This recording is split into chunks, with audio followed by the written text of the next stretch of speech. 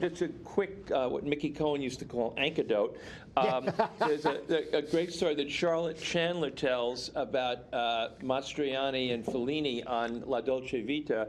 Fellini wanted him to do it, offered him the part.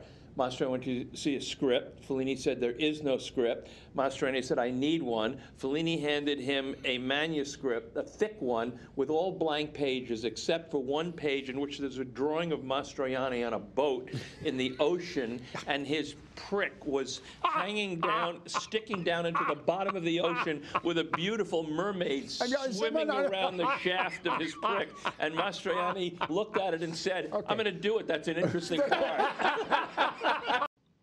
You know, you're lucky to get an audition. Then you get it. You get there. You walk into a room full of guys that look just like you. You realize you're not the only one that wore the cowboy hat. Then you can hear the other guy in the other room auditioning. And now you're thinking about not doing it like him, as opposed to doing it the way that you wanted to do it. Then before you go in, you hear the casting director negotiating the deal for the guy that already got the part. Yeah. Turns out Jared Leto already got it. Yeah. You know? Then you go in, you think you're doing an act. You just think, I'll do it as an acting exercise. I know I'm not going to get it. I'll just take it as an experience, you know? And then you get to the scene where you're supposed to cry over your friend.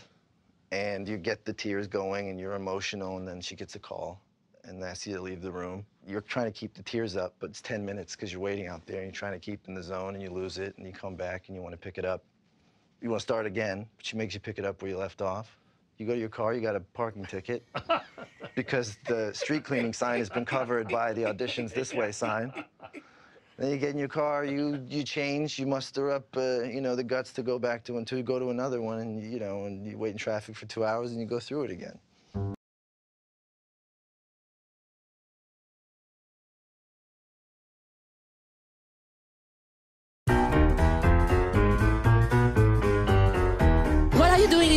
We're making a film.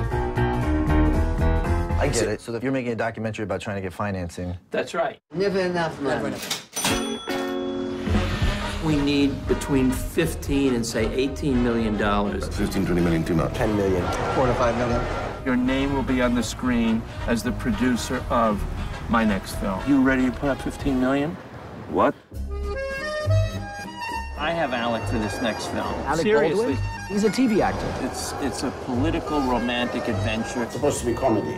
And there will No comedy. There will be humor built into a serious movie. We need action, and we need submarine. I assume there's no car chases. The world is ending. Let's talk. Your pitch has not convinced me yet, but I'm willing to give it a shot. We may have to adjust the concept of this movie a little bit. Great films with great directors, that's the pinnacle. When Scorsese called me and asked me, I can't tell you what it meant to me. I could probably get the backing now for a number of pictures, but it has to be their pictures. What do you have to do to get to be able to make the movies that you have in your heart? When I make a movie, all I think is, what's the profit? I had finished 2 Godfather films, won a ton of Oscars, 6 of them, and I threw them out the window. And my mother went, you shouldn't do that. Every film is like a master class. I always loved movies. My mother wanted to punish me, she'd take them away from me. Sometimes I put them down the front of my pants because I like the way they felt. Among all arts, film is the most important. You have to fight very, very, very hard to do what you want, because it always comes down to the money. The movie business is the worst lover you've ever had. You are seduced and abandoned over and over and over again. I must tell you, I'm optimistic.